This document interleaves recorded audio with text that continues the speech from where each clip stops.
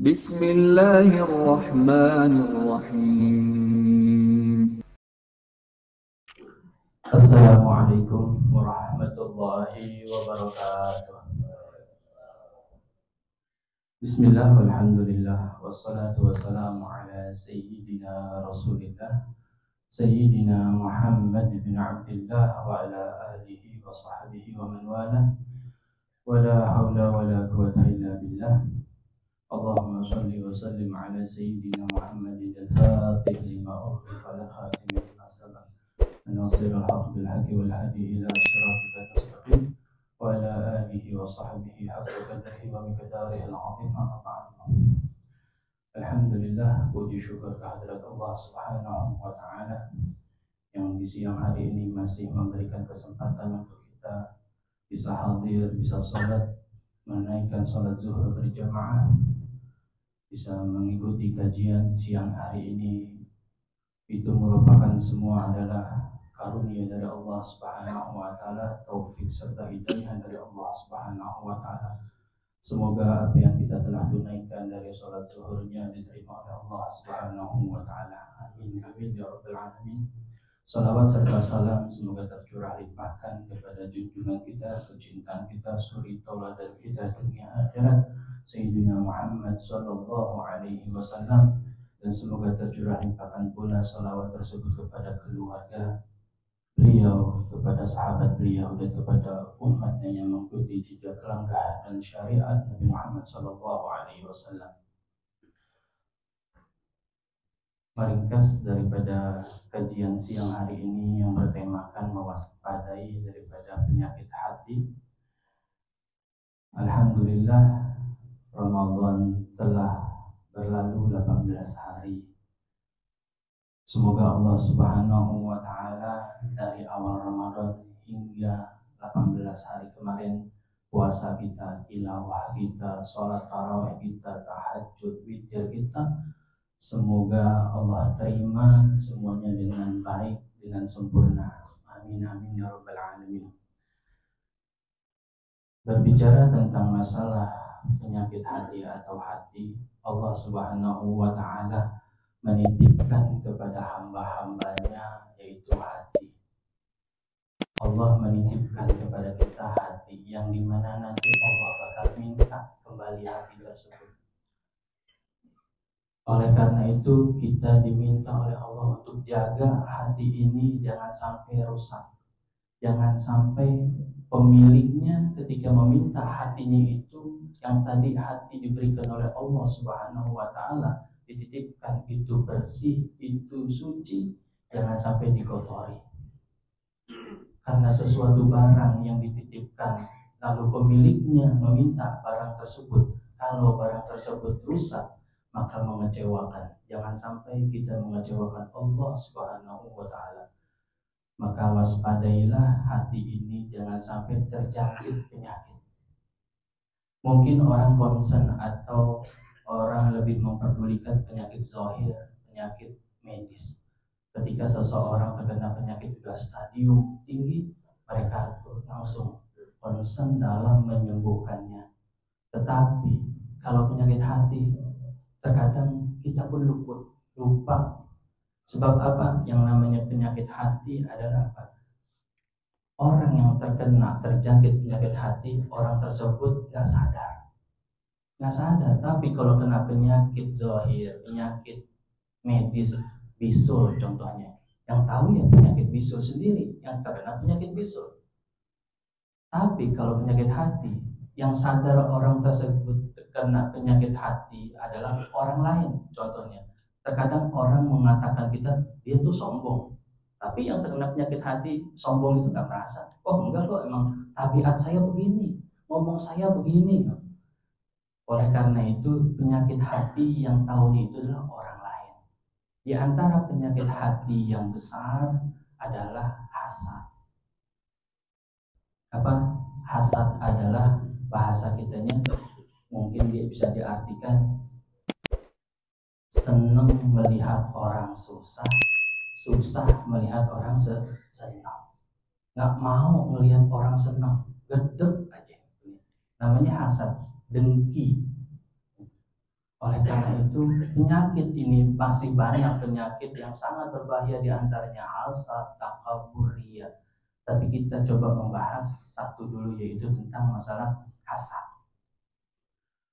Apa sih itu hasad atau dengki atau lebih kita sering iri? Tapi kalau iri itu nanti ada klasifikasinya, antara perbedaan antara iri dan dengki. Dalam hadis Nabi Muhammad SAW, tidaklah seseorang diperbolehkan untuk permasalahan iri kecuali dua.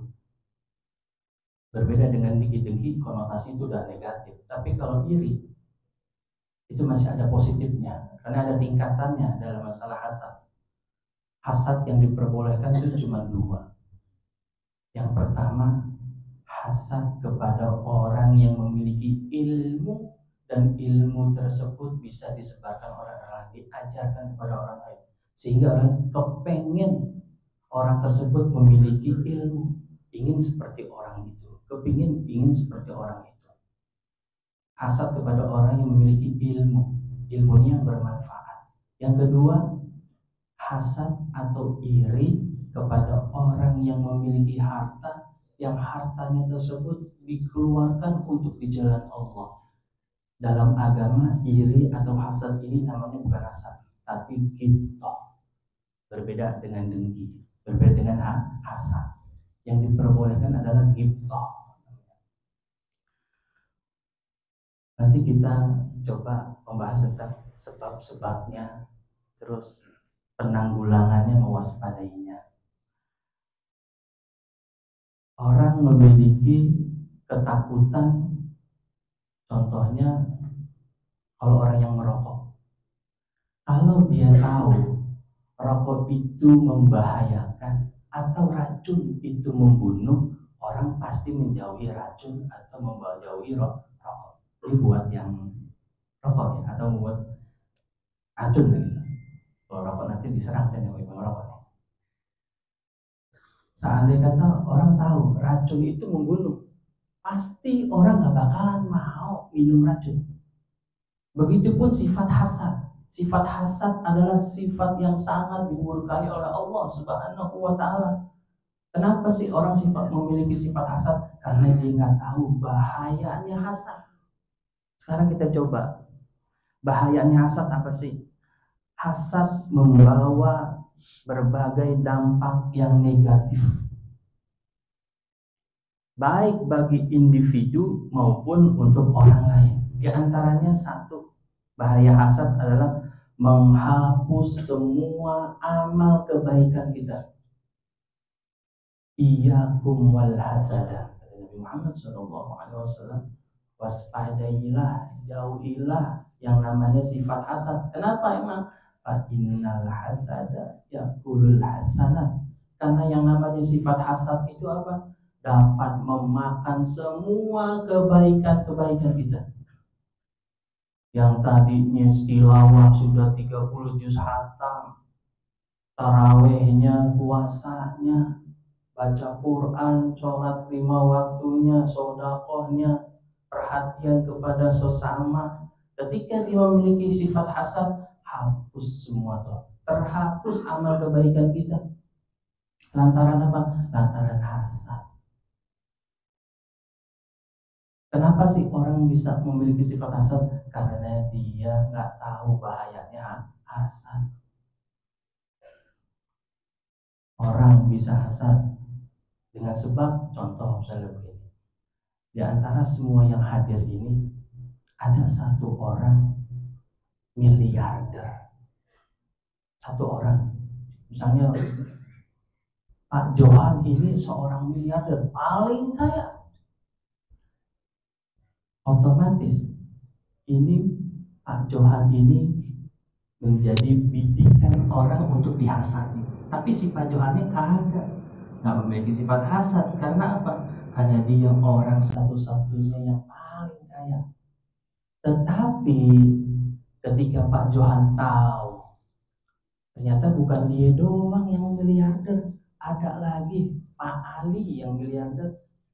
Nah, kasak kusuk gitu. Ternyata saya doang kali yang miliarder, ternyata ada lagi. Karena dia nggak tahu bahayanya dan dia nggak tahu yang maha memberi rezeki itu siapa. Contoh, kita bisa jalan tuh ke jalan condet, lihat tuh samping-samping itu tukang apaan tuh? Tukang minyak wangi, sebelah-sebelahan. Mereka pada hasad tuh? Enggak, karena dia tahu yang namanya rezeki kalau sudah tertakar nggak bakalan tertukar. Rezeki itu mau caranya bagaimanapun, yang namanya rezeki segitu ya udah segitu. Karena dia tahu siapa yang maha memberi. Bukan usaha kita, enggak. Allah yang maha memberi. Kalau sudah rezeki yang namanya sudah tertakar nggak bakalan tertukar. Mau kita usaha bagaimanapun, kalau emang udah takaran segitu sama Allah Ta'ala, ya udah nggak bakalan. Satu, karena dia nggak tahu siapa yang maha memberi. Satu bahayanya hasad ya, menghapus semua amal-amal kebaikan kita. Sayang banget amal kebaikan kita yang kita capek. Amal kebaikan atau apapun amal, yang mana amal tersebut didapat dengan cara yang capek, didapat dengan cara belajar kan capek, lalu hilang begitu saja, sayang banget. Nih, ntar kan kita bakalan dapat THR nih, insya Allah ya. Selalu dapat THR nih. Ketika orang pada dapat THR, kita nggak dapat gaji, kagak, THR kagak, kerja capek, puasa. Kenapa? Oh, karena ada penyebab yang menyebabkan orang itu tercegah mendapatkan THR. Dia lakukan. Bagaimana kalau di hadapan Allah Subhanahu wa taala? Kita di dunia beranggapan kita sudah melakukan kebaikan-kebaikan, udah taat bakti sama Allah Subhanahu wa taala. Ternyata ketika menghadap kepada Allah Subhanahu wa taala, amal kita nggak ada, bures. Mau minta sama siapa kita? Kita anggap di dunia kita sudah berbuat kebaikan, taat bakti kepada Allah, penghambaan kita full. Lantaran sifat hasad menghapus semua kebaikan. Jangan sampai itu. Makanya kita jaga hati kita. Semoga Allah Subhanahu wa taala jaga hati kita. Karena apa? Yauma la yanfa'u malun wala banun illa man atallaha biqalbin salim.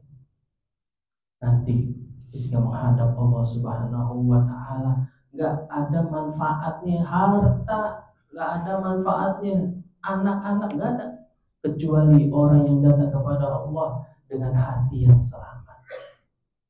Makanya kita jaga hati. Kenapa sebab kita jaga hati? Karena hati adalah tempat pandangannya Allah Subhanahu wa taala. Allah nggak ngelihat, la innallaha la yanzuru ila suwarikum wala amwalikum walakin yanzuru ila qulubikum wa a'malikum. Allah nggak mandang dari bentuk tubuh kita, status kita, harta kita, enggak. Tapi Allah memandang kepada hati kita. Oh, ntar ada pendapat orang argumen, kalau gitu benerin hati aja, nggak amal ya. Ada amal itu. Jangan cuman yang penting kan hati benar, yang penting kan hati nggak buruk sama orang. Nggak salah, argumen itu pendapat yang salah. Bagaimana kita bisa membersihkan hati kita kalau perbuatan kita salah? Yang kedua, bahayanya daripada hasad adalah menimbulkan permusuhan. Gak ada yang namanya orang hasad tuh dicintai, gak ada. Dibenci. Orang hasad pasti dibenci. Sama siapa? Sama siapa aja. Orang hasad itu sebenarnya apa sih? Contoh, ada orang misalnya hasad sama kita. Dia sebenarnya adalah follower kita. Kita dilihat status kita, dilihat IG kita, dilihat Facebook kita. Biar apa sih? Karena kita mempunyai kelebihan. Orang kalau dihasad berarti dia memiliki kelebihan dari Allah Subhanahu wa taala. Orang yang hasid itu orang yang serba kekurangan. Melihat tetangga beli kulkas, meriang. Beli Nmax, itu pakai koyo 2. Lihat kawin lagi, makin pusing itu. Kenapa? Karena melihat seseorang mempunyai kelebihan.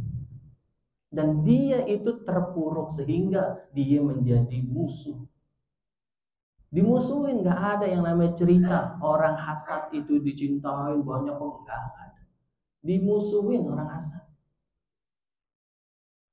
Yang ketiga, bahaya daripada hasad adalah menyebabkan orang tersebut gelisah, stres. Orang hasad tuh isinya ya hatinya kusut, pikirannya gelisah karena ngelihat apa? Nggak mau ngelihat orang senang. Tapi kalau ngelihat orang susah, senang dia. Gelisah, stres pikiran itu kalau orang-orang yang hasad. Ini baru satu penyakit hati nih, belum takabur, belum riya, belum gurur. Banyak penyakit. Al-Imam Ghazali dalam kitabnya Bidayatul Hidayah menerangkan banyak, apalagi dalam kitab Ihya-nya.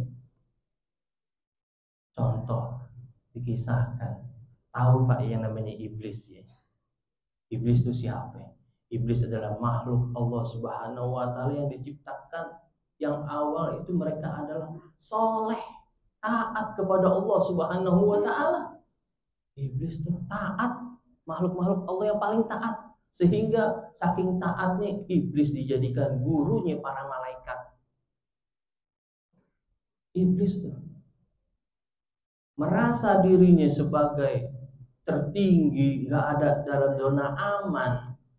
Lalu Allah ciptakan yang namanya Nabi Adam. Ketika diciptakan Nabi Adam, apa iblis? Ana khairun minhu.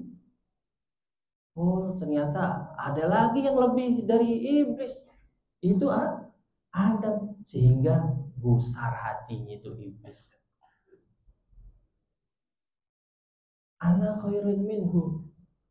Khalaqtani min nar wa khalaqtahu min tin. Engkau ya Allah ciptakan aku dari api, sedangkan engkau ciptakan Adam dari tanah. Namanya api.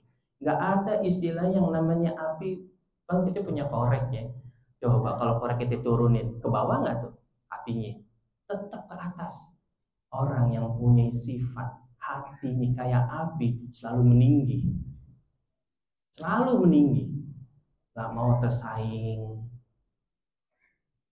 Sifatnya api membakar. Tapi yang namanya tanah sifatnya apa? Diinjek-injek, rendah, adem sifatnya tanah. Sifat hasadnya si iblis kepada Adam sehingga apa? Allah keluarkan dari surga. Lah kita manusia udah punya penyakit bukan hasad lagi, mau masuk surga. Gimana tuh? Iblis sifatnya hasad doang tuh, tapi bakti ibadah kepada Allah nggak diragukan. Ilmu paling pandai, derajat paling tinggi. Pada saat itu waktu zamannya dikeluarkan dari surga. Kita ya Allah punya penyakit banyak banget kalau kita datang ke dokter nih, dokter hati ya. Kalau mau benerin hati datangnya ke bengkel hati. Di mana tuh bengkel hati? Majelis ilmu. Biar tahu kita punya penyakit apa aja sih. Dites gitu. Lihat contoh. Seandainya kata kita lagi sholat, ada orang pakai peci, sebelahnya nggak pakai peci. Beranggapan nih yang pakai peci, saya lebih baik nih dari dia. Ana khairan minhu. Sama kayak iblis tadi. Atau pakaian rapi kayak gini, di sebelahnya nggak pakai pakaian rapi, saya lebih baik dari dia. Baik boleh, tapi merasa lebih baik nggak boleh. Mungkin sebagian dari kita para pekerja nggak bisa sholat taraweh. Yang sholat taraweh sholat tarawih adanya cuma setahun sekali nih, jangan ditinggal dong. Jangan begitu sama saudara-saudara kita yang belum bisa melaksanakan sholat tarawih. Mungkin dia nggak sholat tarawih berjamaah, setelah selesai pulang dari pekerjaannya, selesai pulang dari kerjanya, mungkin dia sholat tarawih. Bahkan lebih khusyuk dari kita yang sholat tarawih berjamaah. Gitu. Lalu berikut yang lebih kita hindari bahaya daripada hasad adalah mendatangkan murkanya Allah. Sebab apa? Yang namanya hasad kan dia nggak kepengen nikmat yang Allah berikan kepada hamba yang lain, nggak boleh. Mencegah untuk orang lain nggak bisa mendapatkan nikmat dari Allah Subhanahu wa Ta'ala, itu hasad. Allah memberikan nikmat kepada si B, si A, ya Allah kenapa si B sih yang dikasih? Kan sayang ibadah terus, lah si B kagak ibadah, ya. Urusan rezeki Allah yang ngatur. Seakan-akan dia nggak terima, nggak ridho sama Allah Subhanahu wa Ta'ala. Allah mau dilawan. Orang yang hasad adalah musuhnya Allah Subhanahu wa Ta'ala. Kita punya musuh sesama manusia aja, ya Allah, terasa dunia sempit banget. Apalagi musuh Allah yang memiliki jagat raya ini. Kita musuh sama temen nih, sama teman kantor. Ya itu kayak kantor itu satu ruangan kayaknya kecil banget. Kalau kita punya musuh satu, dunia yang seluas ini kayak sempit. Tapi kalau kita punya teman banyak, biar kata sesempit apapun serasa luas. Jadi kita waspadai tentang penyakit hati, kita jaga hati kita. Bahkan dikisahkan pertumpahan pertama darah di muka bumi ini siapa? Putranya Nabi Adam. Sebabnya apa? Hasad. Sebabnya hasad. Kenapa sih orang punya penyakit hati? Hasad, takabur, ria, apa sum'ah, semuanya ria. Satu sebabnya cinta sama dunia. Hubbud dunia. Hubbud dunia rasul kulli khati'ah. Cinta kepada dunia itu sumber segala kejahatan. Apa aja? Kalau udah cinta yang namanya dunia, apa sih dunia? Dunia yang nggak ada hubungannya sama Allah Subhanahu wa Ta'ala, yang menjauhkan kepada Allah Subhanahu wa Ta'ala, namanya dunia. Kita punya istri, tapi kalau istri kita menjadikan kita nggak dekat sama Allah Ta'ala, itu namanya dunia. Waktunya mau sholat tahajud, waktunya mau ngaji, istri kita ngalangin kita, minta ini minta itu. Atau punya anak, kalau anak atau cucu kita menjadikan kita jauh dari Allah Subhanahu wa Ta'ala, itu namanya dunia. Kita punya harta banyak, tapi kalau disedekahkan, diinfakkan di jalan Allah Subhanahu wa Ta'ala, bukan namanya cinta dunia toh. Bergelimang harta, bahkan orang yang bergelimangan harta itu lebih dekat kepada Allah Subhanahu wa Ta'ala. Kalau orang, jadi kalau gitu kita harus nggak punya harta, salah juga. Nggak punya harta nggak bisa ngapain kita, nggak bisa bersedekah, nggak bisa memberi, nggak bisa berbagi. Tapi kalau punya harta, tapi nggak menjadikan dia jauh dari Allah Subhanahu wa Ta'ala, itu nggak cinta dunia. Waspada terhadap sifat hasad yang menjadikan musuhnya Allah Subhanahu wa Ta'ala. Jangan sampai tuh. Orang kenapa hasad? Karena dia nggak tahu yang maha memberi itu Allah. Dia nggak ridho sama Allah, berarti kan mau intervensi Allah. Allah diintervensi. Allah mau diatur-atur. Ya Allah yang maha pengatur. Masa Allah diatur? Jangan sok. Contoh kita mau ngatur bos dah. Kita punya atasan, kita atur gimana itu? Apalagi Allah diatur. Ya untung aja Allah tuh nggak langsung ambil nyawa. Nggak begitu. Allah kalau sudah murka kepada hambanya, di dalam kitab Wasiatul Mustafa, apa? Razaqallahu malan harama.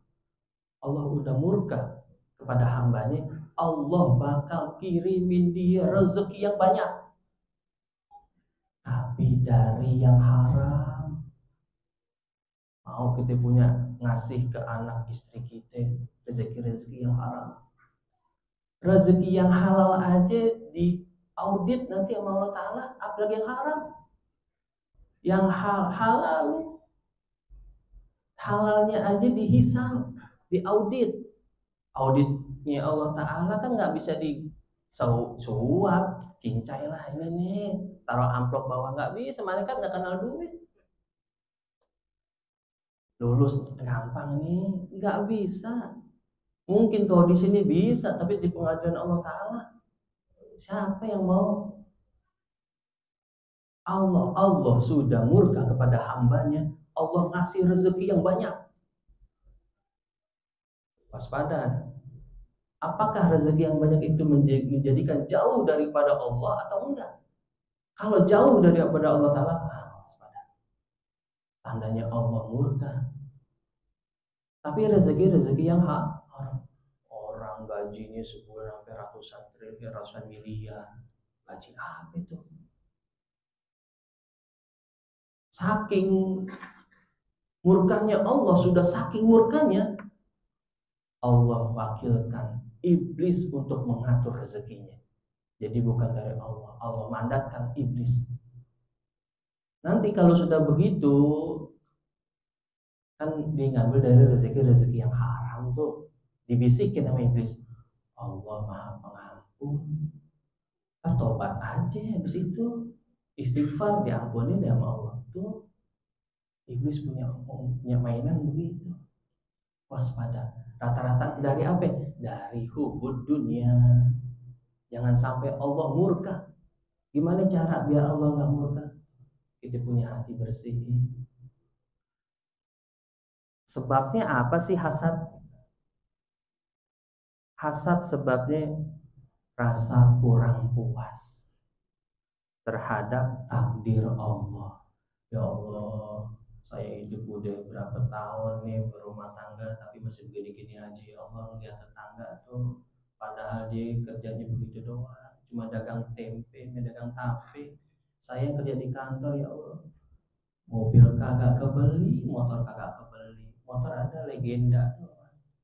Itu tukang tempe, tukang tape, NMAX, BCM, ya Allah. Dia kagak tahu tuh tukang tape, tukang tempe, bangun malam, mungkin dia sholat 2 rakaat, terus bikin tempe, bikin tape. Nah dia kerja kantoran mesti tidur. Dia nggak tahu apa susah payahnya di dagang ke Solo, dagang ke sini. Dia kan di kantor enak AC-AC-an. Tukang tape keliling.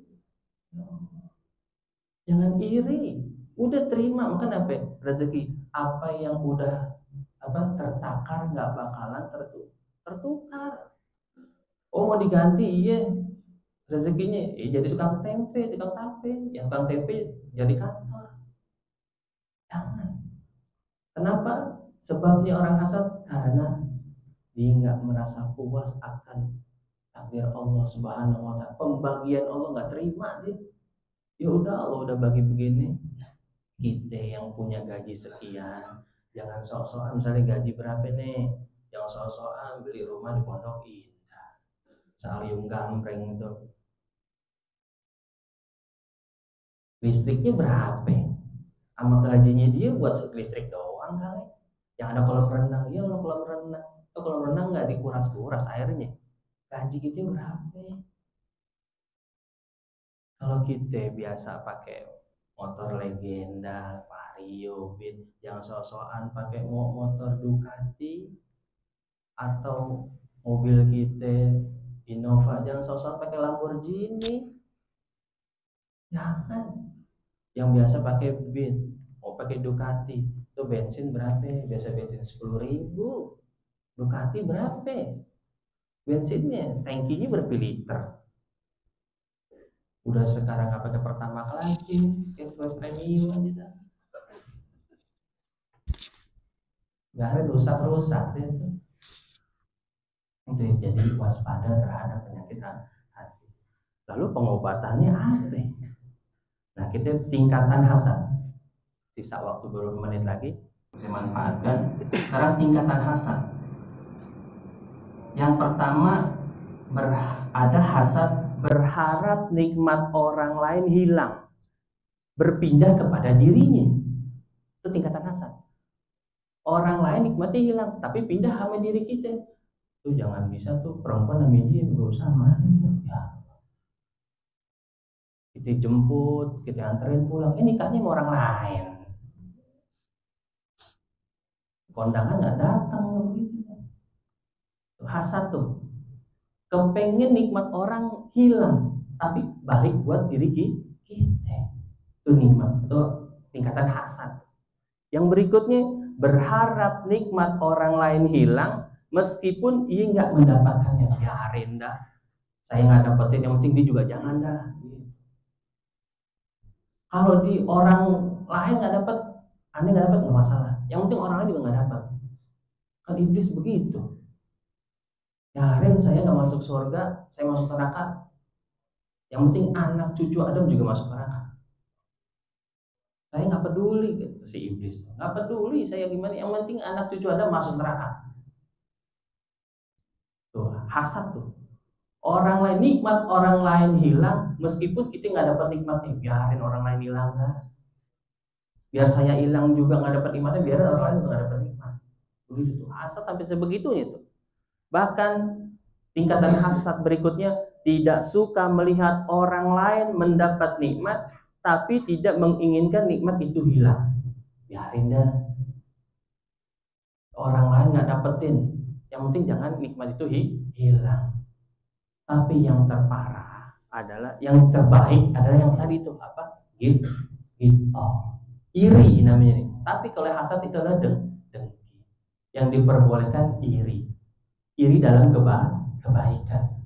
Lihat orang, dia udah baru hari ke-18 udah hatam 2 kali itu. Atau pengen kayak gitu. Jangan, oh dia udah kerja baru beberapa bulan, tuh mobilnya begitu. Katanya jangan. Pendapatan orang, rezeki orang berbeda-beda. Pokoknya intinya rezeki kalau emang udah Allah takar nggak bakalan tertutup. Itu aja udah. Kenapa? Karena Allah Maha memberi sesuai.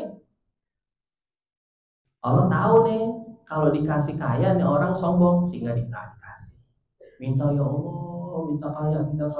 Dia nggak mau dikasih, karena kalau dikasih kaya pelit, nggak dikasih. Gimana mau dikasih kaya? Dari hal yang kecil aja nggak mau berbagi. Jangan nunggu kaya kalau berbagi. Kalau punya sedekahin. Apa yang kita punya keluarin. Anfik ma fil jeb, ya'tika ma fil beb. Keluarkan apa yang ada di kantong, nanti Allah bakalan datengin yang nggak diduga-duga. Lalu cara mengobatinya, kita mengingat bahwa semua nikmat itu berasal dari Allah, bukan dari orang. Nikmat itu dari Allah, bukan dari orang. Ingat itu. Kalau udah nikmat dari Allah, ya Allah Maha memberi, nggak peduli yang orang lain. Yang penting apa? Kita tahu siapa yang memberi nikmat, itu adalah Allah. Rezeki sudah ditentukan dan manusia hanya bisa berusaha. Cara mengobati lagi adalah berdoa dan minta perlindungan dari Allah Subhanahu wa ta'ala terhadap sifat hasad. Minta kepada Allah, ya Allah, Allahumma tahhir qalbi. Bahkan di dalam kita istinja, cebok ya. Itu ada doanya. Allahumma tahhir qalbi. Ya Allah, sucikanlah hatiku. Urusan istinja minta Allahumma hasin farji wa tahhir. Allahumma hasin farji minal faqr wa tahhir qalbi minan nifaq. Ya Allah, sucikan hatiku dari sifat munafik. Urusannya apa? Dalam urusan istinja minta doanya tahhir qalbi. Allahumma tahhir qalbi minan nifaq. Allah, sucikanlah hatiku dari sifat munafik. Padahal itu lagi ngapain kita? Lagi istinja, mintanya sucikan hati. Wa hasin farji minal fawahish. dan bentengilah, lindungilah kemauanku dari perbuatan-perbuatan hina. Dari hal seperti itu, hal kita cebok aja mintanya sucikan hati. Masya Allah, Islam mengajar kita berarti sangat penting untuk mensucikan hati. Karena diulang lagi, karena apa? Karena hati merupakan tempat pandangan Allah. Jangan sampai kita divonis sama orang lain punya penyakit hati. Karena orang punya penyakit zahir, kena penyakit medis, ketika meninggal selesai udah. Yang mau jantung koroner, kayak mau stadium 4, 5, 6, 7, ketika meninggal selesai udah. Tapi kalau dia meninggal masih ada setitik dari hatinya sifat takabur, gak bakalan masuk surga. Ya la yadkhulul jannah man kana fi qalbi, tidak akan masuk ke dalam surga siapa orang yang ada di hatinya daripada setitik daripada sifat kesombongan. Apalagi kalau sombong, ria, punya penyakit ini terus tuh ke bawah. Jangan dikira udah penyakit meninggal terus selesai, enggak, terus kan ada pengadilannya Allah Subhanahu wa taala. Ria, punya penyakit ria ini banyak. Kalau mau kampanye dah tuh, pada ria tuh, pada pamer, pada apa, belusukan, pencitraan, bahasanya ria itu pencitraan. Oh mau dianggap ntar naik jabatan, mau ini, bye-bye ini mah. Siapa aja dipanggil bos deh. Yang punya setingkatan yang bisa ngangkat di dalam jabatan, bos, mana bos? Tak malu nyari muka, jangan. Tak malu hanya kepada Allah Subhanahu wa taala. Cari pandangan Allah Subhanahu wa taala. Kita minta kepada Allah Subhanahu wa taala berkah dari bulan Ramadan ini, semoga Allah Subhanahu wa taala bersihkan hati kita sehingga nanti keluar dari bulan Ramadan ini hati kita sudah bersih. Minal aidin wal faizin. Kita kembali kepada kesucian dan minta kepada Allah selesai daripada Ramadan ini menjadi hamba yang bertakwa sesuai kepengenannya Allah, la'allakum tattaqun. Kepengen hamba-hamba Allah Ta'ala setelah selesai daripada Ramadan ini menjadi hamba-hamba yang bertakwa, bukan hamba yang puasanya puasa ular. Lihat kalau ular ketika ganti kulit, dia puasa tuh biar ada di depan mulutnya, mangsanya nggak bakalan dimakan. Selesai ganti ular itu, ganti kulitnya itu 30 hari. Puasa tuh 30 hari, nggak makan, nggak minum. Tapi kalau sudah kulitnya berganti 30 hari, nyari mangsa lagi. Jadi jangan begitu. Ketika datang bulan suci Ramadan, kita seakan-akan seperti malaikat. Sadar nggak sadar, kita di dalam bulan Ramadan ini, yang tadinya di luar bulan Ramadan, bangun nggak sebelum azan subuh sejam atau setengah jam? Kalau di luar bulan Ramadan. Tapi ketika di dalam bulan suci Ramadan, kita bisa tuh bangun tidur sejam atau setengah jam sebelum azan subuh. Gara-gara apa itu? Ramadan. Mau sahur, yang tadinya kita nggak baca Quran. Sebab apa? Ramadan. Maka disebut Ramadan ini bulan penuh keberkahan.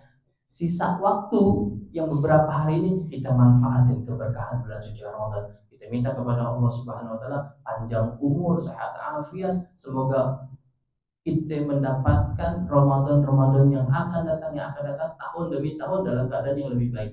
Mungkin hanya ini yang bisa saya sampaikan, lebih kurangnya minta maaf dari Allah. Minal aidin wal faizin. Wassalamualaikum warahmatullahi wabarakatuh. Waalaikumsalam. Alhamdulillah. بسم الله الرحمن الرحيم